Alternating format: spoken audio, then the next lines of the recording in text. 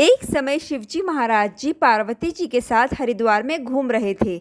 पार्वती जी ने देखा कि सहस्त्रों मनुष्य गंगा में नहा नहाकर हर हर करते चले जा रहे हैं, परंतु प्राय सभी दुखी और पाप प्रयाण हैं।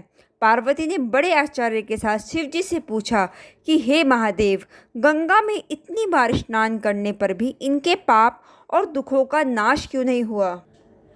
क्या गंगा में सामर्थ्य नहीं रही? शिवजी ने कहा, प्रिय, गंगा में तो वही सामर्थ्य है, परंतु इन लोगों ने पाप नाशनी गंगा में स्नान ही नहीं किया है, तब इन्हें लाभ कैसे हो? पार्वती जी ने आश्चर्य से कहा कि स्नान कैसे नहीं किया?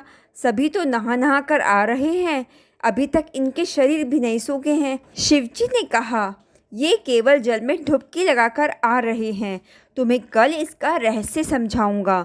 दूसरे दिन बड़े जोर की बरसात होने लगी, गलियां कीचड़ से भर गई। एक चौड़े रास्ते में एक गहरा गड्ढा था, चारों ओर लपटीला कीचड़ भर रहा था।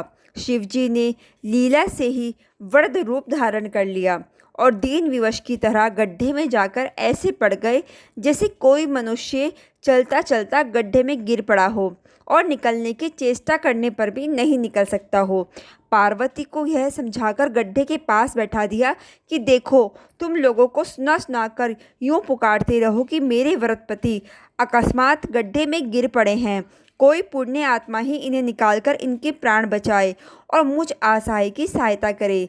शिवजी ने यह और समझा दिया कि जब कोई गड्ढे में से मुझे निकालने को तैयार हो, तब इतना और कह देना कि भाई, मेरे पति सर्वथा निष्पाप हैं, इन्हें वही छुए जो स्वयं निष्पाप हो। यदि आप निष्पाप हैं तो इनके हाथ लगाइए, नहीं तो हाथ लगाते ही आप भस्म हो जाएंगे।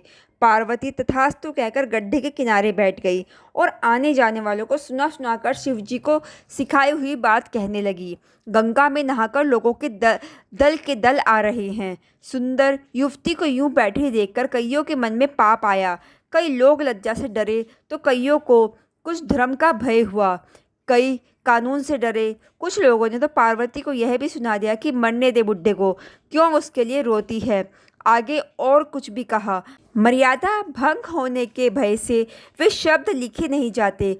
कुछ दयालु सचरित्र पुरुष थे, उन्होंने करुणावश हो युवती के पति को निकालना चाहा, परंतु पार्वती जी के वचन सुनकर वे भी रुक गए। उन्होंने सोचा कि हम गंगा में नहाकर आए हैं तो क्या हुआ, पापी तो हैं ही ना, कहीं होम करते हाथ ना जल जाए।